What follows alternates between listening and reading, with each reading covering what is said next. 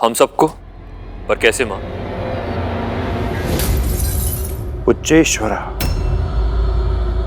देवराज इंद्र का घोड़ा, सृष्टि की महानतम शक्तियों ने उन्हें उपहार में दिया था। उसकी पूंछ का रंग बदलना हमारे लिए कैसे संभव है मां? उच्चैश्रवा की पूंछ का एक एक बाल श्वेत है। यही चुनौती है ना? तो उपाय भी मेरे सामने है। मेरे 1 सहस्त्र काले नागपुत्र।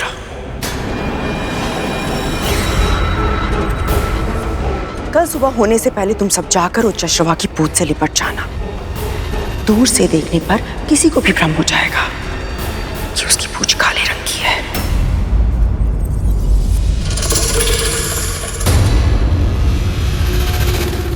यदि छोटी मां को पता चल गया तो? उसके पहले ही मैं उसे अपनी दासी बना लूंगी। वैसे भी विंता अपने आदर्शों की दासी है। मुख से निकले शब्दों का मान वो अवश्य रखेगी। माँ, ये कार्य तो बहुत कठिन है, हमें तो भय लग रहा है। हाँ माँ, मुझे भी। ये नहीं हो पाएगा। हमारे बड़े भाई है ना माँ, उनके रहते हुए आपको हमारी क्या आवश्यकता? हमें आज्ञा दीजिए माँ।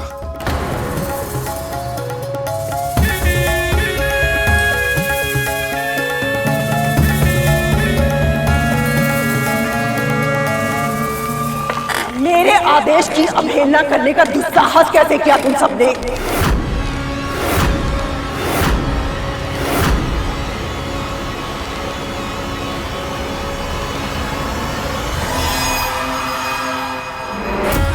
मां होने के नाते जप तप व्रत जो मुझे करना पड़ा मैंने वो सब किया ताकि मुझे सामर्थ्यवान और शक्तिशाली पुत्र प्राप्त हो। कितनी कठिनाइयों का अनुभव किया है मैंने, कितने कष्ट सहे हैं मैंने, और आज भी विंता को दासी मैं मेरे लिए नहीं बना रही हूं, तुम लोगों के लिए बना रही हूं, ताकि भविष्य में होने वाला उसका पुत्र तुम सबको कोई हानि ना पहुंचाए। और तुम लोग मेरी एक छोटी सी इच्छा पूरी नहीं करना चाहते?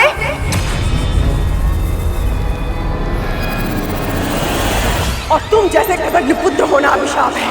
तुम्हारी इस कायरता को देखकर मेरा हृदय जल रहा है, और उसी नजर की अग्नि में तुम सब जलोगे और भस्म हो जाओगे। श्राप है मेरा।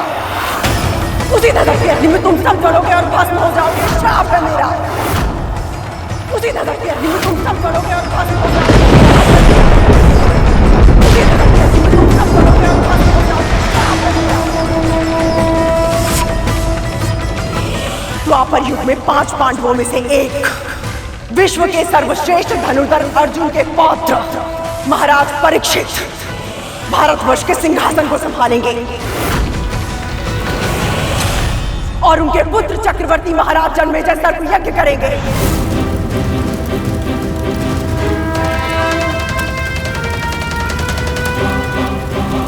और उसी ज्वाला में चलकर तुम सब भस्म हो जाओगे।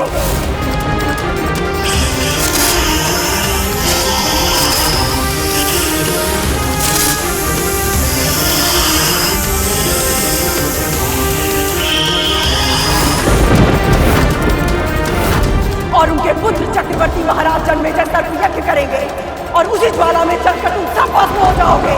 तुम सब भस्म हो जाओगे। माँ, हम आपकी अवज्ञा करना नहीं चाहते हैं। हाँ माँ, हमसे बहुत बड़ी भूल हो गई माँ। हमें क्षमा कर दीजिए माँ।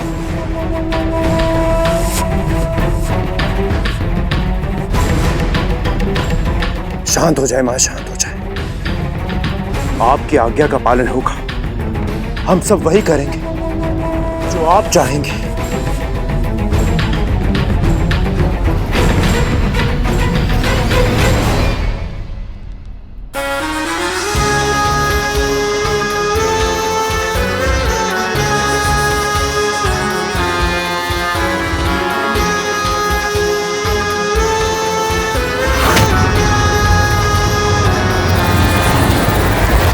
और वो तो माँ है, अपने ही पुत्रों को इतना भयंकर श्राप कैसे दे सकती है वो?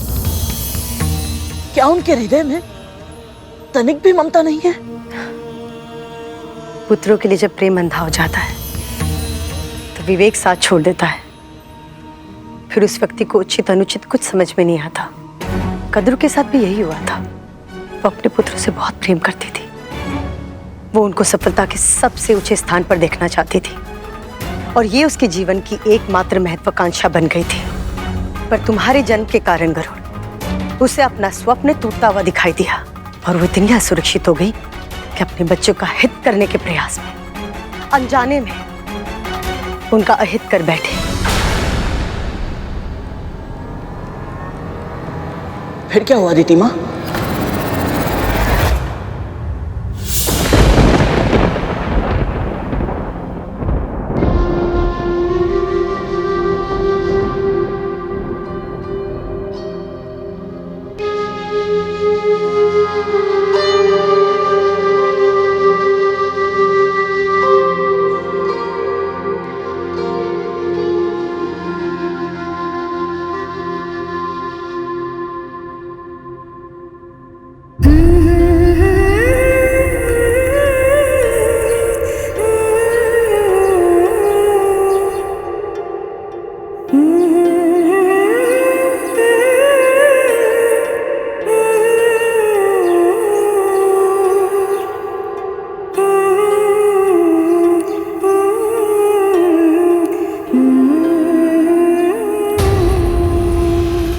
यहाँ क्या कर रही हो तुम?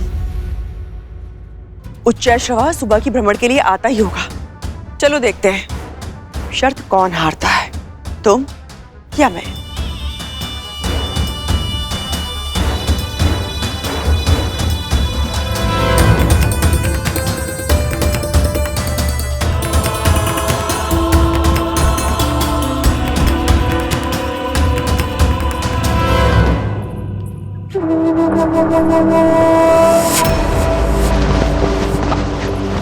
कैसी अभागी माँ है विंता।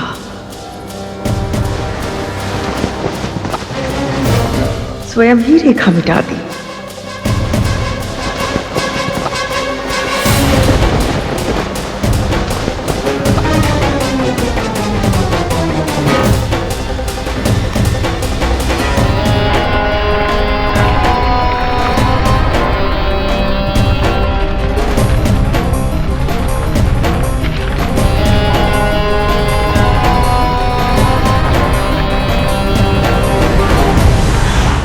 एक और दानव तुम पर आक्रमण करने के लिए आगे बढ़ रहे थे, वहां दूसरी ओर तुम पर आए संकट से अनजान तुम्हारी मां अपनी बहन के बिछाए हुए जाल में पूरी तरह से फंस रही थी।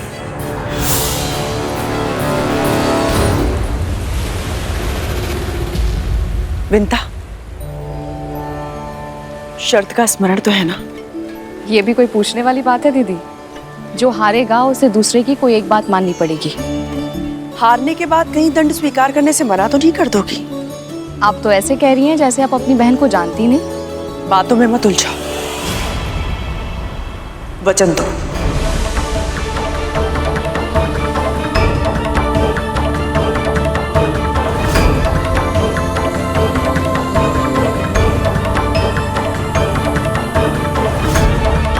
वचन देती हूँ मैं आपको, यदि मैं शर्त हारी तो आप जो कहेंगी स्वीकार होगा मुझे।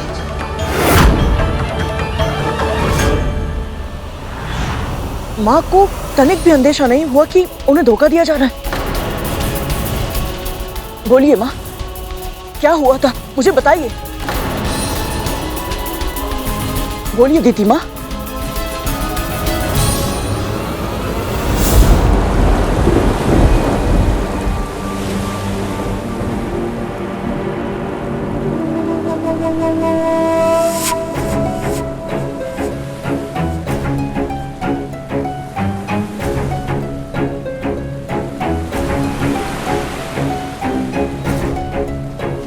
दीदी, न जाने क्यों मुझे अपने डिम की चिंता हो रही है। मैं उसे एक बार देख कर आती हूँ। विंता, कुछ ही पलों की बात है, उच्चैश्रवा आता ही होगा, फिर हम दोनों चलेंगे ना उसे देखने। और वैसे भी चिंता का कारण क्या है? तुम्हारी इच्छा के बिना डिम को छूना तो दूर, सुरक्षा घेरे के भीतर भी कोई नहीं जा सकता है ना?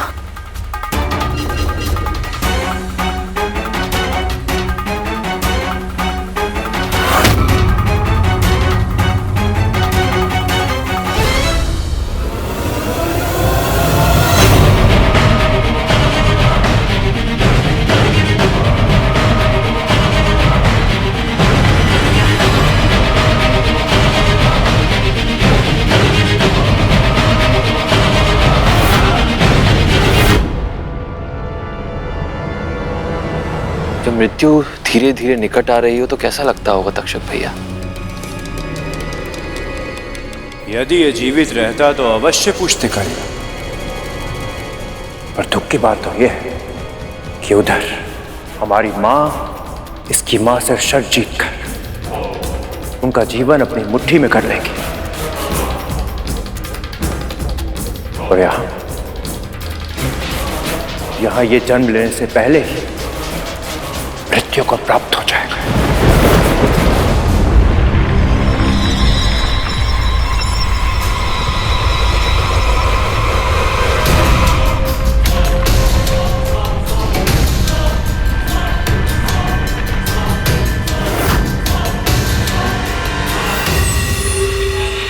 प्रतिशोध, भोजन, आनंद।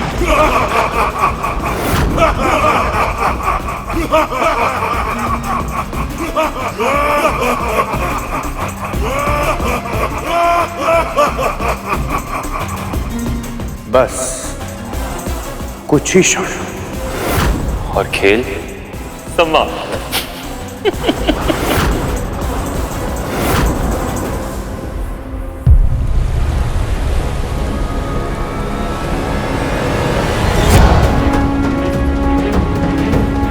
क्या हुआ? दीदी मेरा मन नहीं मान रहा है। मैं बस एक बार उसे देखा हूँ, मैं शीघ्र ही लौट आऊंगी। शर्त हारने की आशंका से भय लग रहा है और बहाना पुत्र का बना रही हो।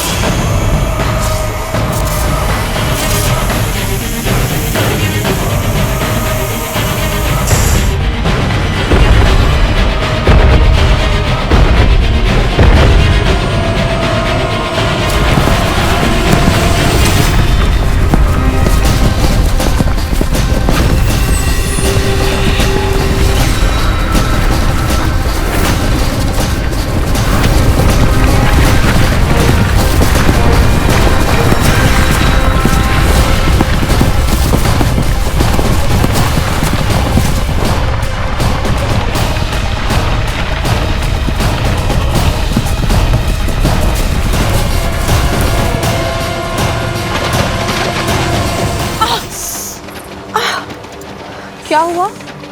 मेरा नेत्र। संभव है कि वायु के तीव्र वेग से रेत का कण चला गया है। दिखाओ मुझे।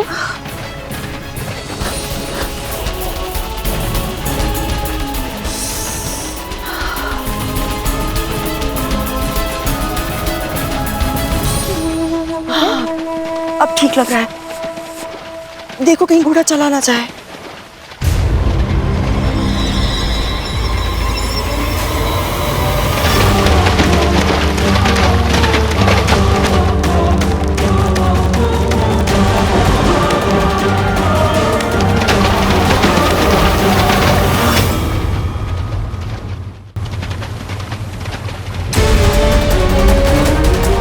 असंभव। शाबाश मेरे पुत्रों। ये कैसे संभव है? कल तक तो इसकी पूंछ श्वेत रंग की थी। तो आज किस रंग की है? आज काले रंग का। पर इसका अर्थ क्या हुआ?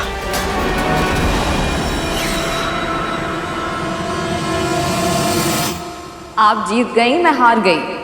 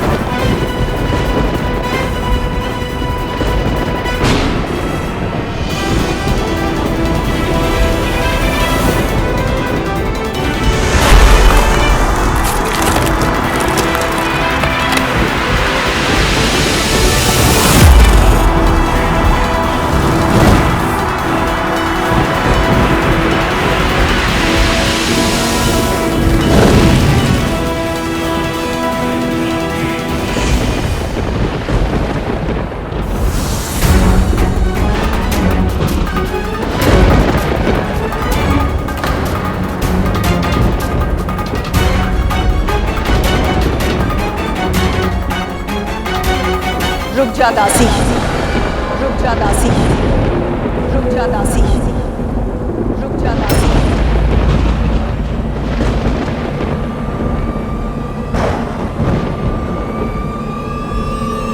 क्या पुकारा आपने?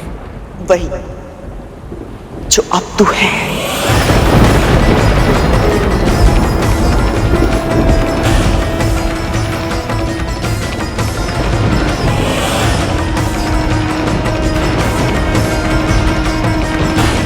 शर्त के अनुसार विजेता हारने वाले से कुछ भी मांग सकता है। तूने वचन दिया था मुझे, इसलिए अब तुझे मेरी दासी बनना पड़ेगा।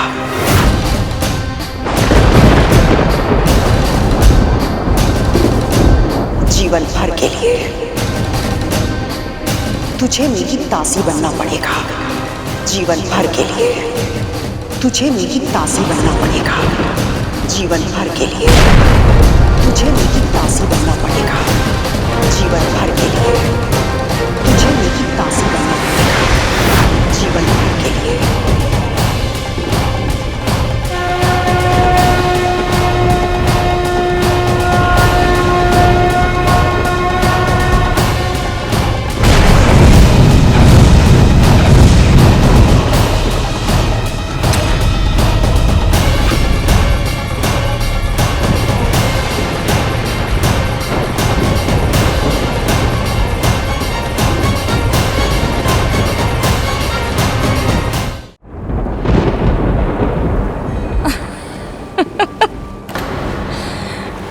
आपको विदूषक बनना पड़ा, इसलिए अब आप मेरे साथ परिहास कर रही हो।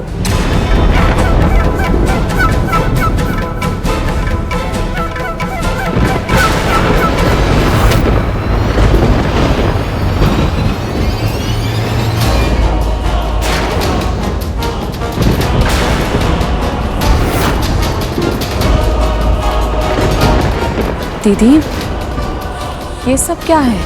परिहास नहीं है, तेरी सच्चाई है।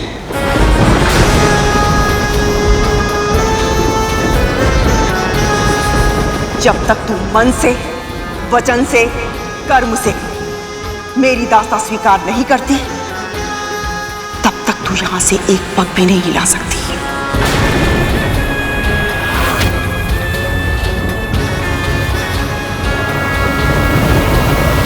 पर बहनों में शर्त केवल परिहास के लिए परिहास तेरे लिए होता होगा, मेरे लिए कभी ना समाप्त होने वाली पीड़ा का आभास था। बार बार अपमान का विष पीने की पीड़ा, बार बार स्वयं से अधिक चतुर, अधिक आदर्शवादी बहन से कम रह जाने की पीड़ा। ऋषि मुनि, देवता, यहां तक कि हमारे स्वामी भी तुझे सम्मान देते थे। मुझे क्या मिला? उपेक्षा, तिरस्कार, द्वितीय श्रेणी का व्यवहार।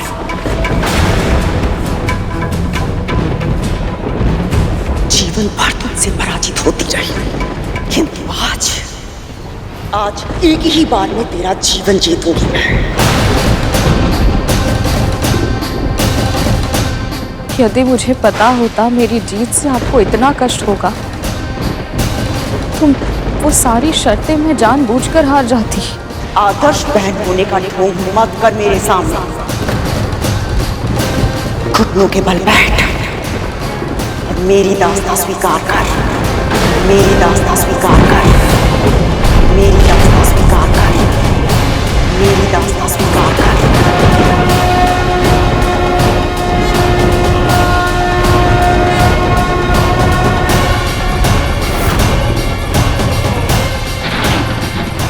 जिस प्रकार मैं अपनी विवशता का दास बन गया, उसी प्रकार आप भी अपनी बहन की दासी बनकर रहेंगी। ये श्राप है मेरा।